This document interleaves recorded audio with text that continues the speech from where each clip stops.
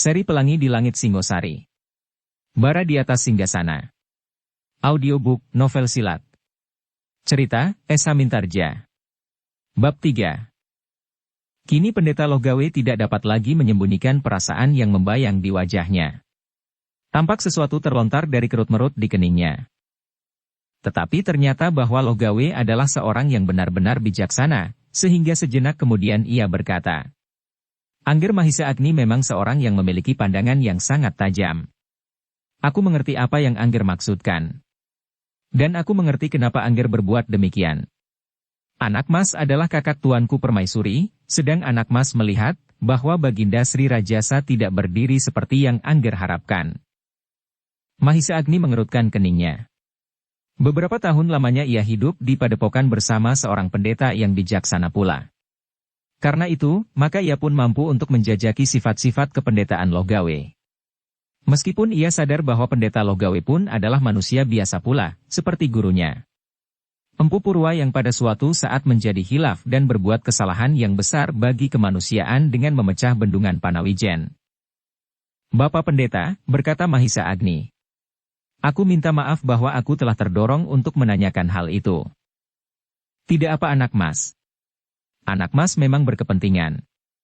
Tetapi kalau pertanyaan itu Angger teruskan, maka sudah pasti, aku akan sampai pada suatu kesulitan yang tidak akan dapat aku atasi. Mahisa Agni terdiam sejenak. Ia mencoba merenungkan kata-kata pendeta Logawe itu. Namun ia sampai pada suatu kesimpulan, bahwa apa yang dikatakan oleh pendeta Logawe itu, sebenarnya adalah jawaban dari semua pertanyaan yang tersimpan di dalam dadanya. Mahisa Agni tahu pasti bahwa Logawe tidak akan dapat berbohong. Sebagai seorang pendeta ia akan mengatakan putih bagi yang putih dan hitam bagi yang hitam. Sehingga apabila ia sampai ke puncak pertanyaannya, maka Logawe pasti tidak akan dapat menjawabnya. Sambil mengangguk-anggukan kepalanya Mahisa Agni berkata, Baiklah Bapak. Aku tidak akan bertanya lebih jauh, karena sebenarnya Bapak telah memberitahukan apa yang ingin aku ketahui. Baiklah Ngger. Tetapi aku tahu bahwa Angger adalah seorang yang bijaksana. Angger tahu apa yang sebaiknya Angger lakukan dan apa yang tidak sebaiknya Angger perbuat. Aku tahu Bapak. Tetapi perkenankanlah aku bertanya satu hal lagi. Pendeta Logawe mengerutkan keningnya. Terbayang keraguan-raguan yang tidak lagi dapat disembunyikan pula. Maaf Bapak Pendeta, berkata Mahisa Agni. Pertanyaanku terlampau sederhana. Pertanyaan seorang anak padang karautan. Logawe masih tetap berdiam diri. Bapak, suara Mahisa Agni menjadi semakin lambat dan datar. Apakah Bapak merestui perjuangan Baginda sampai ke tempatnya yang sekarang? Logawe adalah pendeta yang hampir mumpuni. Ia menguasai ilmu yang kasat mata dan yang tidak kasat mata. Itulah sebabnya maka pertanyaan Mahisa Agni itu dapat ditangkap sampai jauh ke dalam inti maknanya. Bukan sekedar pertanyaan seorang yang datang dari padang karautan atau seorang kakak dari seorang perempuan yang kecewa karena dimadu, bukan pula sekedar pertanyaan seorang yang iri hati. Tetapi Logawe menelusuri masalahnya dari sumber segala yang ada. Sangkan Paraning Dumadi. Pendeta itu menarik nafas dalam-dalam. Mahisa Agni bukan orang yang harus dipersoalkan. Tetapi bahwa ia mendapat hasrat untuk melakukannya, itulah yang menjadi pusat perhatian Logawe. Ken Arok sekarang justru berada di pintu kemasyuran. Ia sedang berusaha menghadapi Kediri yang tidak senang melihat perkembangan Singasari yang tumbuh di atas tanah Tumapel. Namun sementara itu Kediri telah melakukan kesalahan yang dapat menikam jantung sendiri. Menurut keputusan Maharaja Kediri, maka semua pendeta harus menyembahnya sebagai dewa tertinggi. Sehingga para pendeta yang mempunyai banyak pengaruh itu telah memalingkan wajah mereka ke Singasari. Pada saat itulah, dari pusat adanya, Ken Arok telah mendapatkan sepercik tuntutan lewat Mahisa Agni. Dengan demikian maka pendeta Logawe yang mempunyai penglihatan yang lepas hampir tidak berbatas itu segera melihat, kabut yang gelap membayangi tahta Singasari yang kini masih sedang menanjak. Memang tidak ada seorang pun yang dapat menghindarkan diri dari tangannya, katanya di dalam hati. Karena Logawe tidak segera menjawab, maka Mahisa Agni pun mendesaknya. Bagaimana Bapak? Anak Mas Mahisa Agni, berkata pendeta itu kemudian. Aku tahu bahwa anak Mas menganggap, sebagai seorang pendeta aku tidak akan melakukan pemalsuan. tingkah laku, kata-kata maupun kesaksian. Sejak semula aku memang sudah menyangka bahwa anak mas akan mendorong aku sampai ke sana. Aku tidak akan dapat ingkar dari pertanyaan itu. Tetapi sekali lagi aku mengharap bahwa anak mas cukup bijaksana. Seandainya seekor ular bersembunyi di dalam tiang rumahku, sudah tentu aku tidak akan langsung menebang tiang itu untuk membunuh ularnya. Justru aku tahu bahwa di atas atap rumah itu banyak orang yang sedang bersembunyi menyelamatkan diri dari kejaran seekor harimau. Terasa sesuatu bergetar di dada Mahisa Agni. Ia langsung dapat menangkap makna dari kata-kata pendeta Lohgawe itu. Justru karena itu, Mahisa Agni diam mematung. Darahnya serasa berjalan semakin lambat. Ditatapnya wajah pendeta Lohgawe yang kini telah menjadi bening kembali, justru setelah ia mengatakan apa yang tersimpan di dalam hatinya. Ketika Mahisa Agni akan mengucapkan sepatah kata, Lohgawe mendahului. Itulah anak mas. Bukankah kau menghendaki untuk mengetahui kenyataan itu? Dan agaknya yang maha tunggallah yang membawa kau kemari, seperti yang tunggal membawa Ken Arok kepadaku. Lohgawe berhenti sejenak, kemudian. Terserahlah kepada anak mas. Apakah yang menurut anak mas baik dilakukan? Aku menganggap bahwa anak mas telah mendapat kebijaksanaan yang tidak terbatas. Mahisa Agni menggelengkan kepalanya. Tidak sejauh itu Bapak Pendeta. Kini terasa betapa bodohnya aku. Setelah aku mendengar jawaban yang aku tunggu-tunggu itu, justru aku menjadi kehilangan akal. Aku tidak tahu apa yang sebaiknya aku lakukan. Angger memang perlu penenangan. Aku sudah pasrah. Apa yang Angger lakukan adalah yang paling baik. Mahisa Agni menjadi semakin bingung. Jangan kau paksa untuk mengambil kesimpulan sekarang anak mas. Kalau anak mas sudah menjadi tenang, maka anak mas akan melihat cahaya itu di hati anak mas.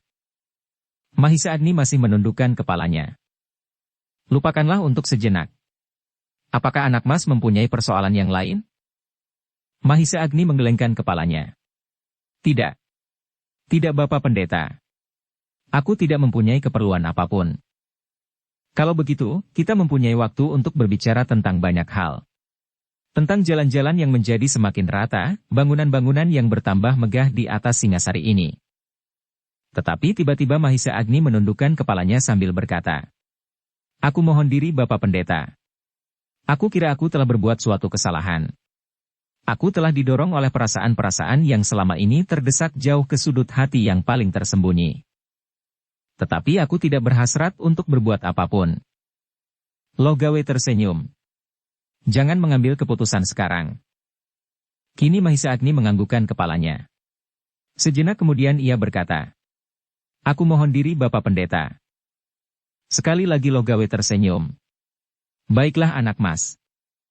Aku mohon restu, agar aku tidak dilihat oleh kegelapan, oleh iri dan dengki. Kalau kau sadar akan dirimu, maka kau tidak akan terjerumus ke dalamnya. Mudah-mudahan Bapak Pendeta. Mahisa Agni pun kemudian meninggalkan padepokan itu dengan hati yang kisruh. Ia tidak tahu apa yang sebaiknya dilakukan. Setelah ia mendapat jawaban atas teka-tekinya, maka kini justru ia diharapkan pada suatu teka-teki baru yang lebih sulit. Mahisa Agni menjadi semakin bingung lagi, karena ia sadar tidak seorang pun yang dapat diajaknya berbicara. Cantrik yang dibawanya dari Lulumbang itu pun tidak. Tetapi tiba-tiba Mahisa Agni teringat kepada emban tua pemomong Ken Dedes. Ia akan dapat berkata berterus terang kepada ibunya sendiri. Sudah tentu bahwa ibunya tidak akan berbuat apa-apa yang dapat mencelakakannya. Dan bahkan mungkin ibunya, yang selama ini dekat dengan Ken Dedes, dapat mengatakan apa yang pernah dilihatnya. Maka ketika ia mendapat kesempatan, pada malam hari ia berkunjung ke bilik emban tua itu tanpa dicurigai oleh para pengawal. Keduanya adalah orang-orang Panawijen, dan emban tua itu adalah pemomong permaisuri. Dengan hati-hati Mahisa Agni mencoba untuk mengarahkan pembicaraan. Dikatakannya pula bahwa ia telah bertemu dengan janda kebo ijo, dengan Lohgawe dan menurut sepengetahuan cantrik yang dibawanya itu. Bagaimanakah pendapat ibu? Sejenak orang tua itu tidak menjawab. Perlahan-lahan kepalanya menunduk, dan titik-titik air pun berjatuhan satu demi satu. Kenapa ibu menangis? Bertanya Mahisa Agni. Ceritamu membuat hatiku terenyuh, Agni. Mahisa Agni mengerutkan keningnya. Aku tidak tahu apa yang sebenarnya telah terjadi. Tetapi tangkapan naluriku mengatakannya demikian. Aku melihat hubungan yang tidak wajar sebelumnya antara Ken Dedes dan Ken Arok. Apakah ibu percaya bahwa akhir dari peristiwa itu memang demikian? Perlahan ibunya mengangguk. Mahisa Agni menarik nafas dalam-dalam. Kini ia yakin bahwa ia telah menemukan pembunuh Empu Gandring, pembunuh Aku Tunggul Ametung dan jawaban atas pertanyaan, kenapa Ken Arok membunuh Kebo Ijo sebelum ada keputusan dari pemimpin yang tujuh. Namun kesimpulan itu ternyata telah memukul dadanya, seakan-akan menjadi bengkak. Sekilat dikenangnya akan Witantra, yang terusir dari kedudukannya karena keyakinannya. Kebo Ijo tidak bersalah. Dan ia, Mahisa Agni yang terburu nafsulah yang saat itu naik ke atas arena, untuk memperkuat keputusan, bahwa Kebo Ijo telah bersalah. Penyesalan yang tiada taranya telah meremas jantungnya. Karena itu maka kebenciannya kepada Ken Arok pun tiba-tiba meledak. Dengan nada yang tajam ia berdesis. Aku akan membunuh Ken Arok. Mahisa Agni terkejut ketika tiba-tiba saja ibunya meloncat memeluknya. Di antara isak tangisnya ia berkata, "Jangan Agni. Jangan. Bagaimanapun juga, Ken Dedes tidak akan ikhlas melihat suami pilihannya itu terbunuh. Apalagi kaulah yang membunuhnya." Emban tua itu berhenti sejenak, kemudian. Apalagi saat ini di mana setiap orang Singasari menggantungkan harapannya kepada Baginda Sri Rajasa. Mahisa Agni menarik nafas dalam-dalam.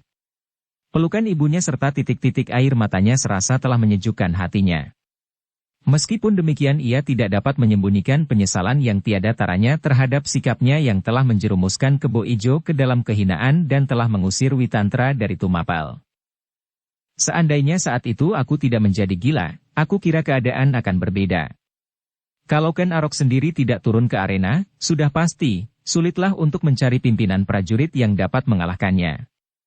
Bahkan Ken Arok pun belum pasti, berkata Mahisa Agni di dalam hatinya. Tetapi semuanya sudah terlanjur.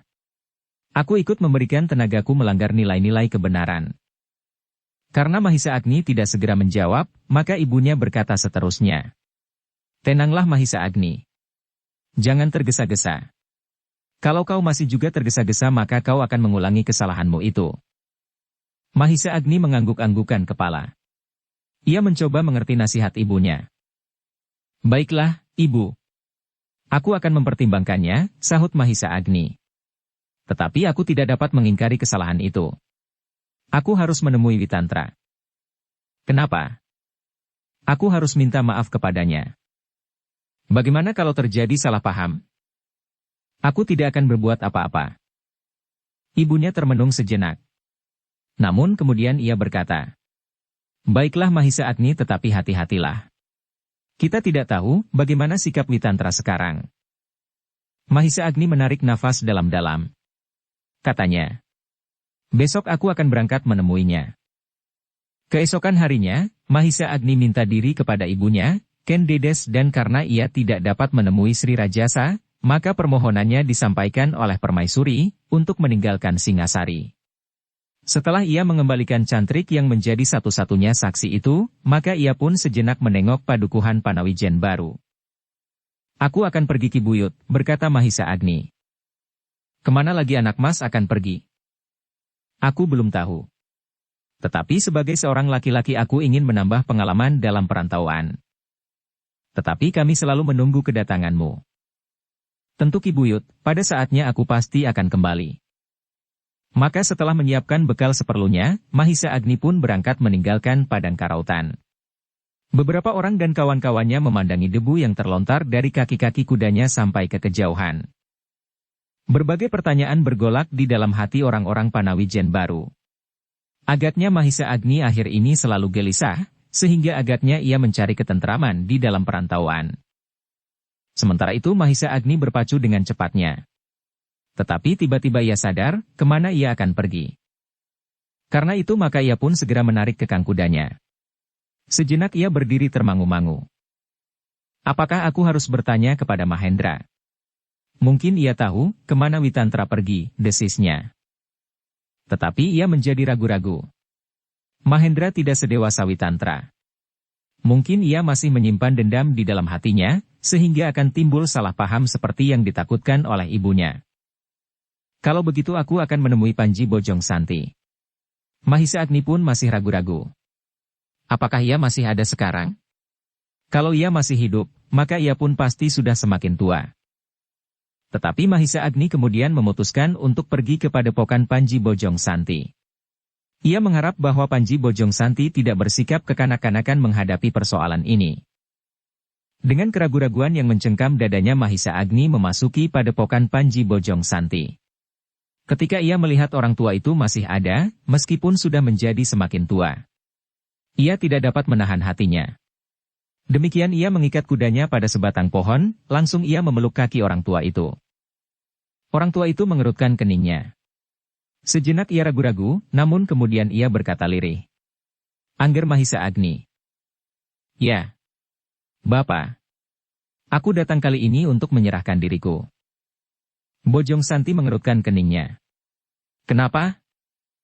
Bapak pasti sudah tahu, apa yang sudah aku lakukan atas Kebo Ijo. Panji Bojong Santi mengangguk-anggukan kepalanya. Tetapi ia masih bertanya. Sekarang, kenapa Angger ingin menyerahkan diri kepadaku? Aku telah keliru Bapak. Aku waktu itu menjadi gila, dibius oleh sikap Ken Arok yang mengagumkan. Tetapi kini aku yakin seperti Witantra, Mahendra dan Bapak sendiri yakin, bahwa Kebo Ijo tidak bersalah. Panji Bojong Santi mengangguk-anggukan kepalanya. Sambil mengusap pundak Mahisa Agni, orang tua itu berkata. Duduklah. Kita akan berbicara. Mahisa Agni pun kemudian mengangkat kepalanya dan duduk di hadapan Panji Bojong Santi.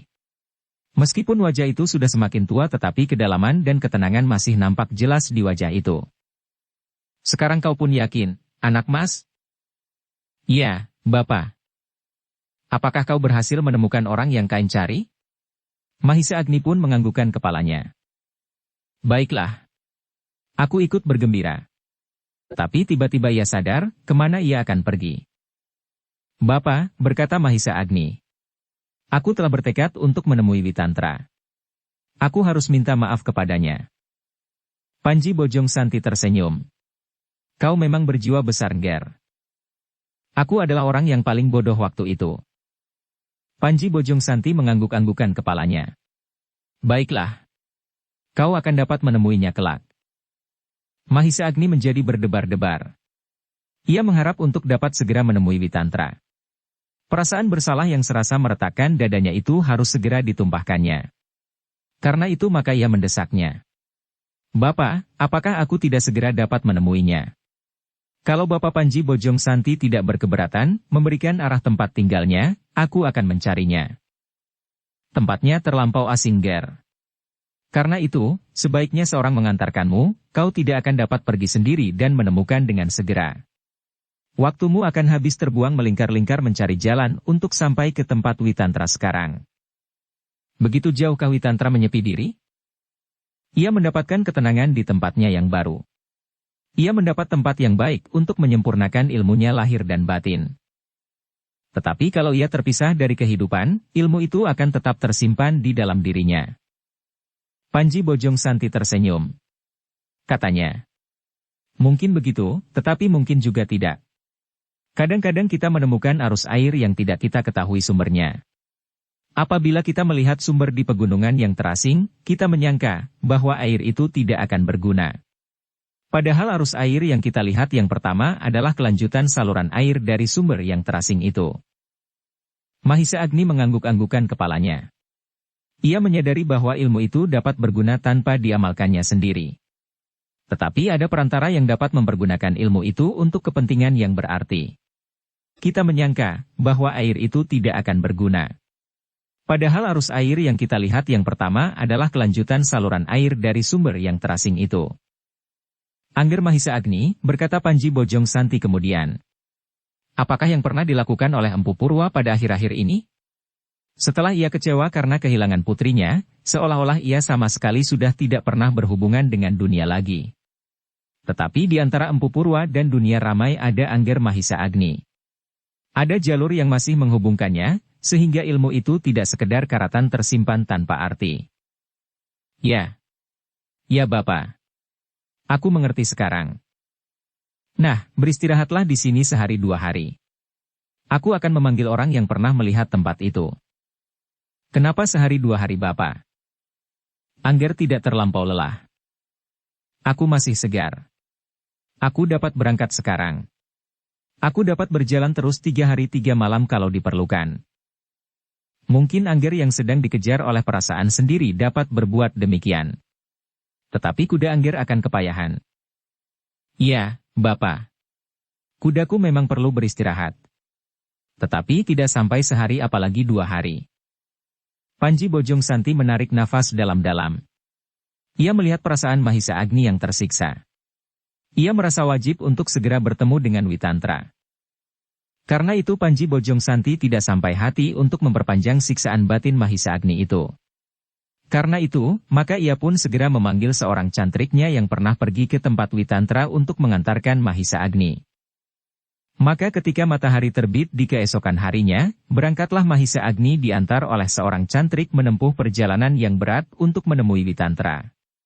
Panji Bojongsanti melepaskannya tanpa was-was karena ia pun sudah yakin pula bahwa Witantra pasti cukup dewasa menanggapi persoalan itu. Witantra pasti tidak akan sekedar dibakar oleh dendam. Ia akan dapat menanggapi keadaan sewajarnya. Bersamaan dengan itu, Panji Bojongsanti telah menyuruh seorang cantriknya untuk memanggil Mahendra. Mahendra yang kini hidup di dunianya sendiri. Ia mencoba untuk hidup menjadi manusia kebanyakan, dengan kerja dan usaha, mendirikan rumah tangga. Tetapi Panji Bojongsanti masih belum yakin bahwa Mahendra dapat melupakan persoalan kebo ijo seperti halnya Witantra. Mahendra yang lebih muda dari Witantra dipengaruhi oleh lingkungan hidupnya, mungkin akan menentukan sikap yang lain. Aku harus memberitahukan kepadanya bahwa ia tidak boleh berbuat sesuatu yang dapat merugikan dirinya sendiri, berkata Panji Bojongsanti di dalam hatinya. Ia harus dapat menanggapi keadaan ini dengan hati yang lapang. Sementara itu, Mahisa Agni yang berpacu bersama seorang cantrik kini telah mulai menerobos hutan belukar.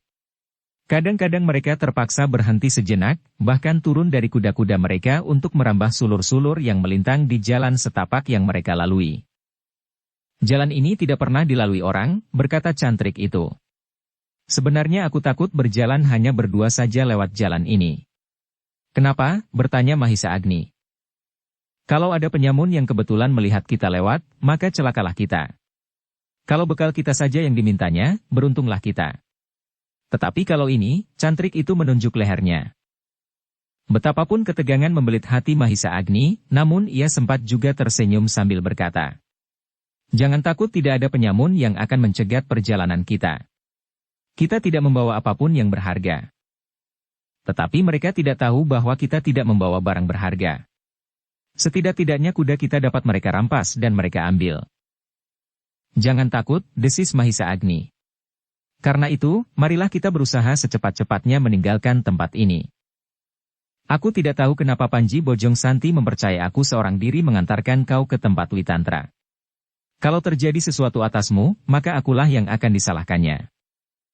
Mahisa Agni menarik nafas dalam-dalam. Tetapi ia tidak dapat menyalahkan cantrik yang belum mengenalnya itu. Cantrik itu merasa bertanggung jawab bahwa ia harus mengantarkan Mahisa Agni sampai ke tempat Witantra. Hanya itulah yang diketahuinya. Agaknya Panji Bojongsanti memang tidak merasa perlu memberitahukan tentang dirinya kepada cantrik itu.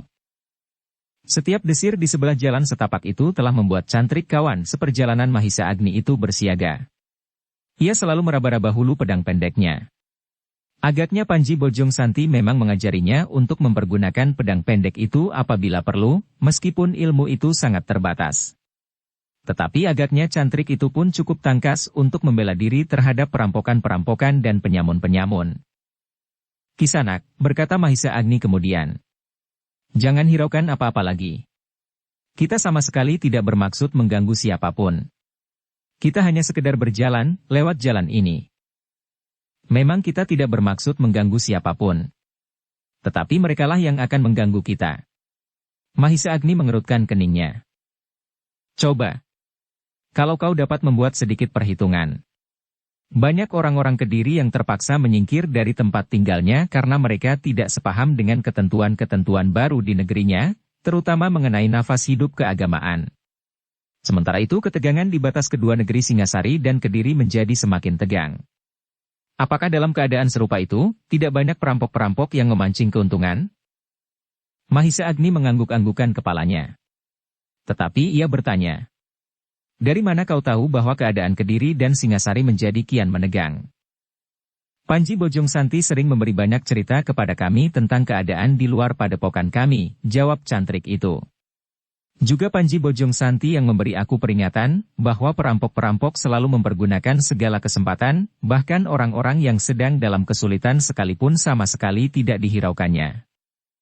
Mahisa Agni masih mengangguk-anggukan kepalanya. Heh, kau dengar ringkik kuda, tiba-tiba cantrik itu menjadi tegang. Mahisa Agni memang mendengar ringkik kuda. Tetapi ia tidak mendengar derap langkahnya. Karena itu menurut perhitungan Mahisa Agni kuda itu bukan kuda yang sedang berpacu, berjalan atau sedang dikendarai oleh seseorang. Kuda itu sedang berhenti atau bahkan dituntun oleh pemiliknya. Tetapi Mahisa Agni memperlambat kudanya sambil mempertajam telinganya. Kalau kita bertemu dengan perampok apa boleh buat? Sebenarnya Panji Bojong Santi selalu berpesan, kami tidak boleh berkelahi. Tetapi sudah tentu kami tidak akan menyerahkan milik kami kepada perampok-perampok. Aku kira mereka bukan perampok, berkata Mahisa Agni. Kalau bukan perampok, siapakah yang berada di tengah hutan seperti ini? Mahisa Agni mengerutkan keningnya. Kemudian jawabnya. Memang ada beberapa kemungkinan. Mungkin perampok tetapi mungkin juga tidak.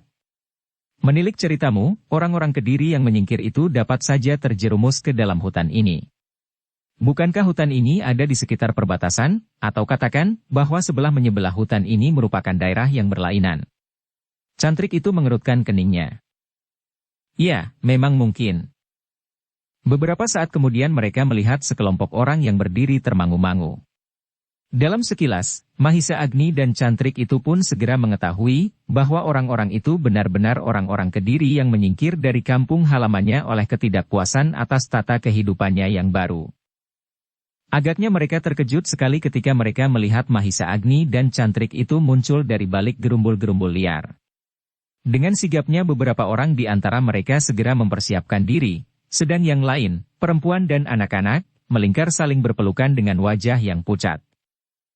Siapa kalian? Bertanya salah seorang yang agaknya merupakan pimpinan rombongan itu. Mahisa Agni menarik nafas dalam-dalam. Tetapi sebelum ia menjawab, cantrik yang merasa dirinya menjadi pemimpin rombongan kecil itu pun menyahut. Kamilah yang bertanya, siapakah kalian? Orang-orang itu termangu-mangu sejenak. Namun pemimpin itu kemudian menjawab. Tanpa menyembunyikan kenyataan kami. Bahwa kami adalah orang-orang Kediri yang menyingkir, karena pendeta kami telah ditangkap. Cantrik itu mengangguk-anggukan kepalanya. Katanya. Bagus. Kenapa bagus? Desis Mahisa Agni perlahan-lahan. Cantrik itu kemudian dengan serta-merta berkata pula. Tidak bagus. Sayang sekali pendeta itu sudah terlanjur ditangkap. Sebaiknya ia pergi ke Singasari. Bukankah kalian juga akan pergi ke Singasari? Ya, jawab pemimpin rombongan itu. Pergilah. Kami orang-orang Singasari. Pemimpin itu menjadi termangu-mangu. Kemudian ia pun bertanya. Manakah jalan yang harus aku tempuh? Lurus. Kau dapat mengikuti jejak kuda-kuda kami dalam arah yang berlawanan. Kau akan keluar dari hutan ini di wilayah Singasari. Mengerti? Pemimpin itu mengangguk-anggukan kepalanya. Terima kasih. Tetapi kami tidak dapat memastikan bahwa kami akan dapat memasuki wilayah Singasari. Kenapa? Aku sadar bahwa perjalanan kami pasti diikuti. Baginda sudah mengeluarkan perintah, semua orang Kediri tidak boleh menyeberang perbatasan. Cantrik itu mengangguk-anggukan kepalanya. Mahisa Agni pun mengangguk-anggukan kepalanya pula. Mereka sadar bahwa Maharaja Kediri akan menyebar orang-orangnya di segenap perbatasan untuk mencegah orang-orang yang berusaha menyeberang. Kadang-kadang mereka dapat mencegah, tetapi kadang-kadang beberapa orang berhasil lolos, sehingga para pengawal harus mengejar mereka. Apakah kepergianmu diketahui oleh para prajurit Kediri? Bertanya cantrik itu. Aku tidak tahu. Tetapi sekarang setiap dahan mempunyai telinga dan setiap tikungan mempunyai mata. Itulah sebabnya sekarang arus orang-orang Kediri agak terbendung. Kalau begitu, cepatlah. Kami tidak akan dapat berjalan cepat. Di antara kami terdapat perempuan dan anak-anak. Tetapi kalian sudah agak jauh dari perbatasan. Mungkin orang Kediri tidak akan menghiraukan kau lagi. Tetapi belum lagi pembicaraan itu selesai. Terdengar derap beberapa ekor kuda. Lamat-lamat mereka mendengar cambuk yang meledak dan ringkik kuda yang berkepanjangan. Pemimpin kelompok itu menjadi gelisah. Ketika ia berpaling memandangi orang-orangnya, dilihatnya beberapa di antara mereka menjadi pucat. Kita tidak akan kembali ke Kediri. Kita akan menjadi pengewan-ewan seperti sekelompok orang dari Padepokan Watu Putih kemarin. Diarak di sekeliling kota dengan cemoohan yang paling hina. Orang-orangnya tidak menjawab. Kita laki-laki, dan kita bersenjata. Tiba-tiba mereka sadar bahwa mereka memang bersenjata. Beberapa orang di antara mereka telah meraba senjata-senjata mereka sambil berdesis. Ya, kami bersenjata. Setidak-tidaknya, 6 atau 7 orang dari kita dapat melawan. Aku juga masih mampu berkelahi, berkata seorang laki-laki tua. Jadi 8 orang. Di seorang putra mahkota. Pemimpin itu pun kemudian melangkah maju. Disuruhnya perempuan dan anak-anak agak menjauh. Berdoalah. Mudah-mudahan kami dapat melindungi kalian. Seorang perempuan yang menggenggam patrem tiba-tiba berkata, aku ikut bertempur. Jagailah anak-anak. Jangan kehilangan akal. Perempuan itu masih tegak di tempatnya. Namun ketika terpandang olehnya tatapan mata pemimpinnya, maka ia pun kemudian melangkah surut, dan bergabung dengan perempuan-perempuan dan anak-anak yang saling berdesakan dengan wajah yang pucat. Apakah yang datang itu para prajurit Kediri? Bertanya cantrik itu. Aku kira, mereka adalah orang-orang yang sedang berburu orang. Mereka mengikuti jejak kami. Setiap kepala, mendatangkan hadiah yang baik bagi mereka. Mungkin mereka bukan prajurit-prajurit, dan bahkan kadang-kadang para perampok dan penyamun yang mengetahui kehadiran kami di daerah kerja mereka. Mereka mengejar kami, merampas milik kami, kemudian menyerahkan kami kepada para prajurit untuk mendapatkan hadiah yang cukup baik. Mahisa Agni mengerutkan keningnya.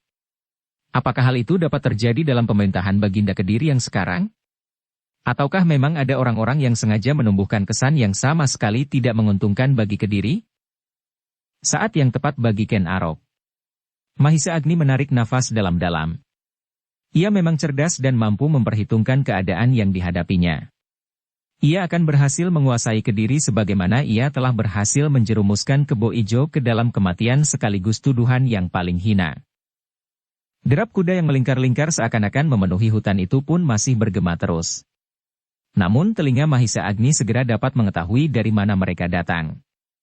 Mereka tidak berpacu terlampau cepat, tetapi juga tidak terlampau lambat. Nah, kita akan berkelahi untuk mempertahankan diri, berkata pemimpin rombongan itu. Aku adalah orang yang paling bertanggung jawab atas rombongan ini. Karena itu, Kisanak berdua lebih baik menyingkir, supaya kalian tidak disangka membantu kami. Orang-orang yang sedang berburu itu kadang-kadang sama sekali tidak mempergunakan nalar, apalagi rasa perikemanusiaan. Mahisa Agni tertegun sejenak.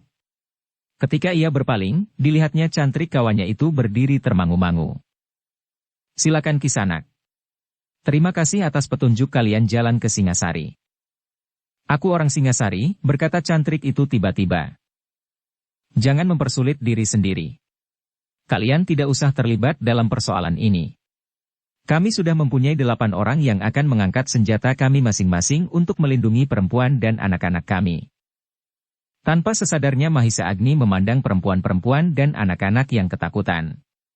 3 orang perempuan itu, 2 orang setengah baya. Beberapa orang anak-anak, dan 3 orang gadis-gadis muda. Ketika terpandang olehnya sepasang mata yang berkilat. Mahisa Agni berdesir.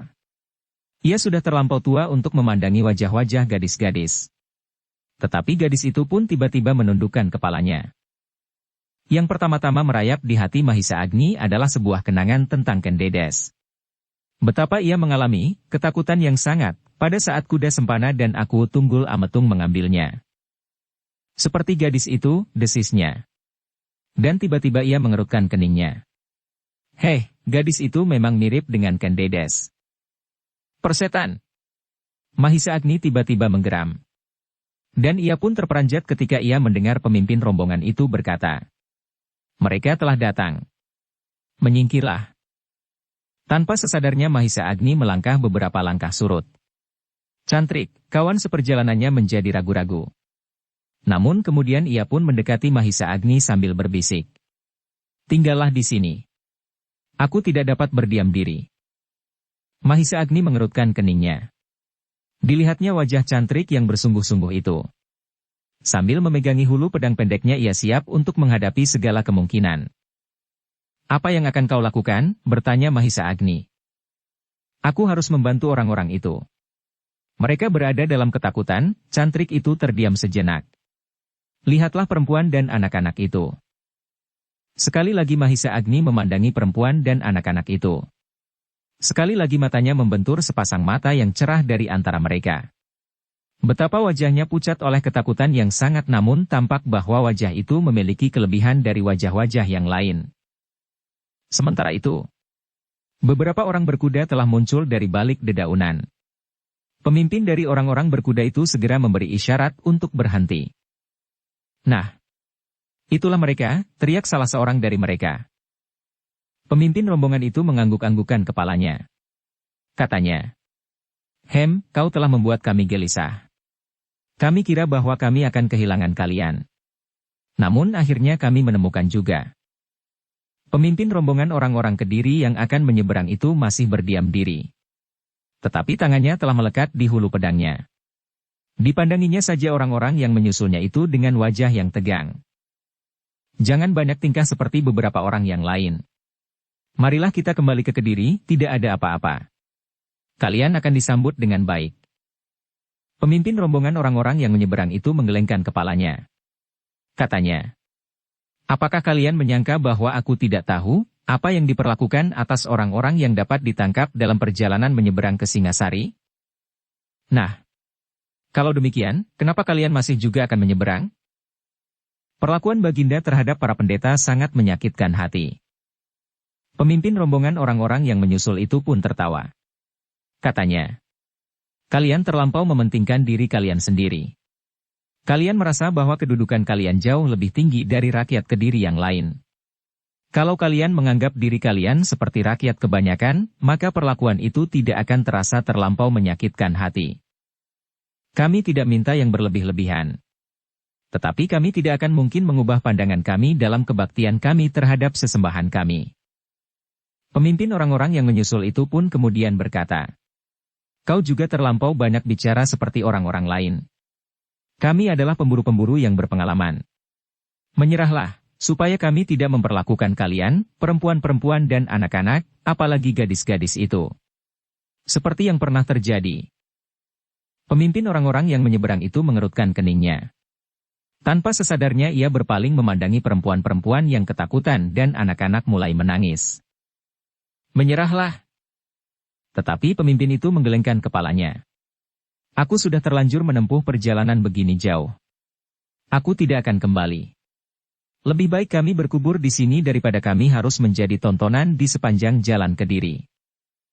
Kalian tidak ada bedanya dengan kelinci-kelinci yang terpaksa kami selesaikan sebelumnya." Pemimpin rombongan yang menyusul itu tersenyum. Kemudian dipandanginya gadis-gadis di antara perempuan-perempuan yang ketakutan. "Ada juga gadis-gadis di antara kalian. Apa boleh buat?" Terasa rambut-rambut di seluruh tubuh gadis-gadis itu meremang. Mereka benar-benar serombongan pemburu manusia, desis cantrik itu kepada Mahisa Agni. 10 orang. Apa boleh buat? Aku tidak akan dapat diam. Mungkin aku akan berkelahi mati-matian. Kalau kau mati, bagaimana dengan aku? Bertanya Mahisa Agni. Cantrik itu mengerutkan keningnya. Namun kemudian katanya, kau dapat menyusur jalan sempit ini. Terus sampai pada suatu saat kau akan terhalang oleh sebuah rawa-rawa yang sempit. Kau berbelok ke kiri. Kemudian kau akan sampai pada lereng pegunungan yang terjal. Kali ini kau berbelok ke kanan. Kau akan segera menjumpai padukuhan-padukuhan kecil. Di situ kau bertanya, di mana rumah Witantra? Kau akan sampai kepadanya. Masih amat jauh. Jangan mati. Aku akan berusaha untuk tidak mati. Mahisa Agni tersenyum di dalam hati. Sambil mengangguk-anggungkan kepalanya ia berkata, "Baiklah. Tetapi hati-hatilah." Cantrik itu pun mengangguk-anggukan. Tetapi ia tidak segera beranjak dari tempatnya. Orang-orang yang berusaha menyingkir itu pun segera menyiapkan diri. Kekuatan mereka sebenarnya hanyalah 6 orang. Seorang sudah separuh baya, dan yang seorang telah lebih tua lagi. "Apakah kalian benar-benar akan melawan?" bertanya pemimpin rombongan yang menyusul itu. "Ya. Jangan kecewa, meskipun kau sudah mulai menghitung-hitung berapa kepala yang akan kau dapatkan, kali berapa keping uang." Orang itu tertawa. Katanya, "Kau tahu juga hasil yang akan kami peroleh dari buruan-buruan kami. Selain itu, semua harta benda yang kami dapatkan dari buruan-buruan kami menjadi milik kami. Kalian hanya akan mendapatkan kepala-kepala kami. Baiklah. Kami harus mempergunakan kekerasan. 2 di antara kami adalah prajurit yang memang bertugas bersama kami, supaya kalian yakin bahwa kami adalah pemburu-pemburu yang sah. Lebih dari itu kedua prajurit ini akan meyakinkan kalian bahwa perlawanan kalian akan sia-sia." "Persetan," tiba-tiba cantrik itu berteriak sambil melangkah maju. "Aku berdiri di pihak mereka yang sedang diburu." Kelompok orang-orang yang menyusul orang-orang Kediri itu terheran-heran. Dipandanginya cantrik itu sejenak. Dan sejenak kemudian mereka saling berpandangan. Pemimpin rombongan itu akhirnya bertanya, "Siapa kau?" "Itu tidak perlu bagimu. Kenapa kau perlu menyatakan diri berpihak kepada mereka yang sedang diburu? Apakah kau bukan termasuk rombongan mereka itu?" "Aku orang lain." Pemimpin rombongan orang-orang yang menyusul itu pun mengangguk-anggukkan kepalanya. Katanya, "Kalau begitu sebaiknya kau berdiri di luar pagar. Aku kira kau adalah salah seorang dari mereka pula. Tetapi meskipun kau tidak merupakan sekelompok dengan orang-orang itu asal kau juga berasal dari Kediri, maka kau termasuk juga menjadi buruanku. Aku orang Singasari." Pemimpin rombongan itu mengerutkan keningnya. Katanya kemudian, "Kau tidak usah turut campur. Ternyata orang-orang Singasari memang penghasut. Agaknya kaulah yang telah menghasut orang-orang ini untuk pergi ke Singasari. Bertanyalah kepada mereka. Kalian telah membicarakannya lebih dahulu. Tidak ada gunanya aku bertanya." "Baiklah. Kalau begitu memang tidak gunanya kita berbicara. Sekarang aku menyatakan diriku di pihak orang-orang yang sedang diburu. Nah, terserah kepadamu, apa yang akan kau lakukan." Sekali lagi aku akan mencoba memperingatkan. Pertentangan antara Singasari dan Kediri agaknya memang menjadi semakin panas. Tetapi aku masih belum berkeinginan untuk berkelahi langsung dengan orang-orang Singasari. Kalau begitu urungkan niatmu. Orang-orang ini mempunyai kebebasan untuk memilih. Menurut penilaian mereka, pemerintahan Kediri kurang berlaku bijaksana terhadap para pendeta. Omong kosong. Kau jangan turut campur. Ini adalah persoalan Kediri, di daerah Kediri. "Siapa yang mengatakan kalau hutan ini berada di daerah Kediri?" bertanya cantrik itu. "Singasari, yang dahulu bernama Tumapel adalah wilayah Kediri. Tetapi orang yang sekarang menyebut dirinya Sri Rajasa telah memberontak. Kenapa Kediri tidak mengambil tindakan apapun? Kita memang tidak terlampau tergesa-gesa. Pada saatnya Singasari akan lenyap." Cantrik itu menggelengkan kepalanya. Katanya, "Singasari adalah suatu kerajaan yang bebas. Sama sekali tidak tunduk kepada negara manapun juga. Persetan. Tetapi aku menuntut orang-orang ini. Mereka adalah buruanku. Siapa yang mengganggu, ia akan aku hancurkan seperti buruanku itu pula." Cantrik itu maju beberapa langkah lagi. Kini ia berdiri semakin dekat dengan orang Kediri yang dikejar-kejar itu. "Kisanak," berkata pemimpin mereka. "Sebaiknya Kisanak memang tidak mencampuri persoalan kami. Kita baru berkenalan di tempat ini, sehingga sebaiknya Kisanak tidak usah melibatkan diri dalam persoalan ini." "Tidak. Aku tidak dapat melihat kebebasan yang diperkosa oleh pemburu-pemburu keuntungan diri sendiri serupa itu. Siapapun Kisanak dan siapakah orang yang sedang berburu, sah atau tidak sah, aku terpaksa melibatkan diri." Pemimpin rombongan itu menarik nafas dalam-dalam. Tetapi ia sempat membuat penilaian atas kekuatan kedua belah pihak. Dengan jujur pemimpin rombongan itu mengakui bahwa kekuatan lawan agak lebih besar dari kekuatan mereka sendiri, meskipun cantrik itu ikut bersama mereka. Tanpa sesadarnya pemimpin rombongan itu memandangi Mahisa Agni yang masih berdiri di tempatnya. Biarkan orang itu, berkata cantrik itu seolah-olah ia mencoba menjajaki pikiran pemimpin rombongan itu. Ia berada di dalam tanggung jawabku. Aku harus mengantarkannya sampai ke tempat tujuan. Karena itu, sebaiknya ia memang tidak ikut campur. Mahisa Agni menarik nafas dalam-dalam. Tetapi ia tidak menyahut.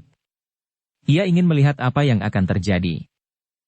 Baiklah, berkata pemimpin dari orang-orang yang sedang memburu mangsanya itu. Siapapun kalian dan apapun kalian, kami akan menangkap kalian. Dengan suatu isyarat, maka orang-orang itu pun segera berloncatan dari punggung-punggung kuda mereka. Arena yang bersemak-semak dan ditumbuhi pepohonan yang rapat, memang tidak menguntungkan untuk bertempur di atas punggung kuda. Sesaat kemudian mereka pun telah memencar dan siap menyerang dari segala arah. Jangan lukai perempuan dan anak-anak, berkata pemimpin rombongan orang-orang yang sedang menyusul orang-orang Kediri itu. Terutama gadis-gadisnya. Persetan, seseorang yang sudah siap melawan, menggeram. Ia mempunyai seorang gadis beserta istrinya di dalam rombongan perempuan dan anak-anak itu. Lawannya tertawa, katanya, bukankah kami cukup berperi kemanusiaan? Tidak seorang pun yang menjawab. Setiap laki-laki di dalam rombongan itu ditambah seorang cantrik, sudah siap menghadapi lawan-lawan mereka. 6 orang, 2 orang tua dan seorang cantrik berhadapan dengan 8 orang pemburu manusia dan 2 orang prajurit yang berpengalaman. Setapak demi setapak para pemburu manusia itu pun maju. Sedangkan orang Kediri yang diburu itu pun bersiaga pula menghadapi setiap kemungkinan yang akan segera terjadi. Senjata-senjata mereka dari kedua belah pihak sudah siap di tangan masing-masing. Mahisa Agni menyaksikan kedua belah pihak dengan berdebar. Benturan senjata di antara mereka memang sudah tidak dapat dihindarkan lagi. Cantrik yang pergi bersamanya itu langsung telah melibatkan dirinya, karena orang-orang Kediri yang melarikan dirinya, pada umumnya adalah dari lingkungan keagamaan, keluarga dan orang-orang yang terdekat dari pendeta-pendeta yang tidak dapat menyesuaikan diri dengan keinginan Baginda Maharaja di Kediri. Sejenak kemudian maka benturan itu pun terjadilah. Orang-orang yang sedang berburu itu berloncatan sambil mengayunkan senjata mereka, sedang orang-orang yang diburunya berusaha mempertahankan diri sekuat-kuat tenaga mereka. Sejenak kemudian Mahisa Agni menarik nafas dalam-dalam. Ternyata cantrik yang pergi bersamanya itu memang mampu bermain dengan pedang pendeknya. Dengan tangkasnya ia berloncatan kian kemari, menyambar-nyambar seperti burung elang. Ialah yang dengan beraninya telah langsung membawa prajurit Kediri yang ada di antara lawan-lawannya. Dan ternyata bahwa ia memang mampu mengimbanginya. Bahkan kadang-kadang ia masih dapat membantu pemimpin rombongan yang harus bertempur melawan 2 orang sekaligus. Perempuan-perempuan dan anak-anak menjadi semakin erat berpelukan satu sama lain. Wajah-wajah mereka menjadi pucat dan darah mereka seakan-akan sudah tidak dapat mengalir lagi. Bahkan beberapa di antara mereka telah terduduk dengan lemahnya di atas rerumputan liar, seakan-akan kehilangan segenap tulang belulang. Mahisa Agni masih berdiam diri di tempatnya. Tetapi ia menjadi semakin berdebar-debar ketika ia melihat dalam waktu yang singkat orang-orang yang sedang diburu itu sudah terdesak. Meskipun demikian mereka masih melawan dengan gigihnya, justru cantrik yang pergi bersamanya itulah yang seakan-akan merupakan puncak perlawanan dari rombongan itu. Tiba-tiba, tanpa disangka-sangka, seorang dari mereka yang menyusul rombongan orang-orang Kediri itu meloncat meninggalkan gelanggang. Dengan cepatnya ia berlari ke arah Mahisa Agni. Sambil mengacungkan senjatanya ia berdiri 2 langkah di hadapannya. Kemudian terdengar ia berteriak. "Heh, Kisanak yang datang dari Singasari. Aku minta kau menghentikan perlawananmu. Kalau tidak, maka orang yang menjadi tanggunganmu ini, entah siapa dia, akan aku habisi nyawanya." Oleh teriakan itu, perkelahian tiba-tiba terhenti sejenak. Mereka memandang dengan tegang salah seorang dari mereka yang menyusul rombongan orang-orang Kediri itu mengacungkan pedangnya beberapa jengkal kepada Mahisa Agni. Cantrik, kawan seperjalanannya menjadi tegang sejenak.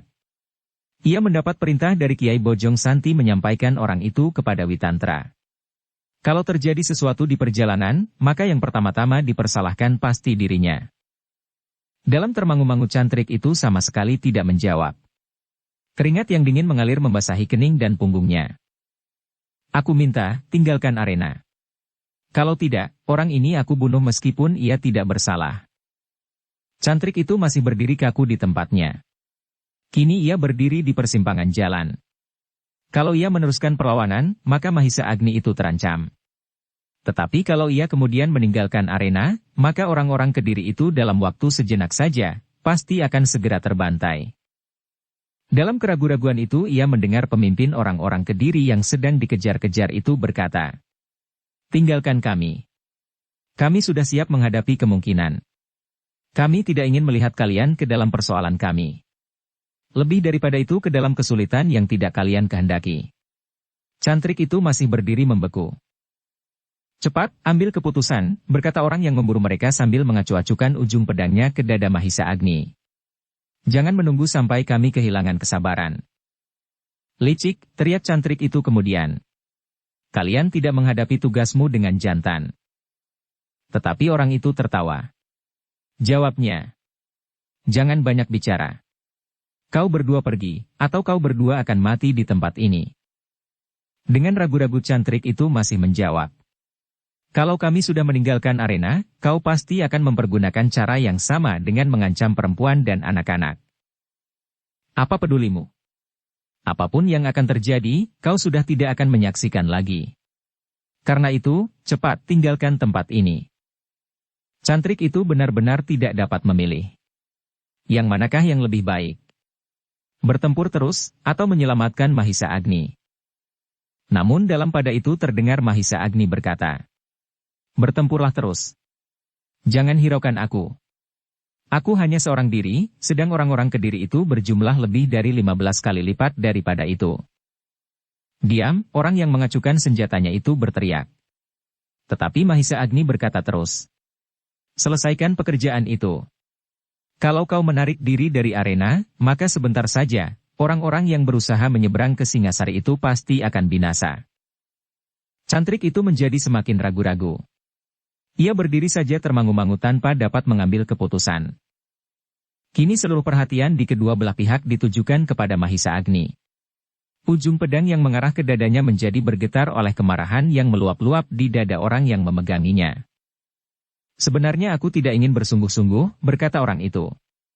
"Tetapi sikapnya benar-benar membuat aku muak." Mahisa Agni tidak menyahut. Tetapi ketika ujung pedang itu maju mendekati dadanya, ia melangkah surut. "Jangan," teriak Cantrik itu. "Akulah yang bertanggung jawab." Tetapi orang yang mengacukan pedangnya itu tertawa menyakitkan hati untuk melontarkan kemarahannya. "Persetan! Kalian terlampau lambat mematuhi perintahku." Sebuah desir yang tajam menyambar jantung Cantrik itu. Sejenak ia seakan-akan membeku di tempatnya. Sedang orang yang mengancam Mahisa Agni itu maju semakin mendekat. "Hentikan! Hentikan!" Tetapi orang itu menggeleng. "Aku bunuh orang ini." "Jangan curang," yang kemudian berteriak justru pemimpin rombongan orang-orang Kediri yang sedang dikejar-kejar itu. "Tidak ada gunanya kalian membunuhnya. Kepalanya tidak laku kau tukarkan dengan keping-keping uang." "Persetan, aku tidak memerlukan uang terlampau banyak. Kepala-kepala kalian sudah cukup. Tetapi aku ingin mendapat kepuasan atas kegilaan orang Singasari ini." Bersambung ke bab 4. Dukung kami dengan subscribe, follow, like, komen dan share. Terima kasih.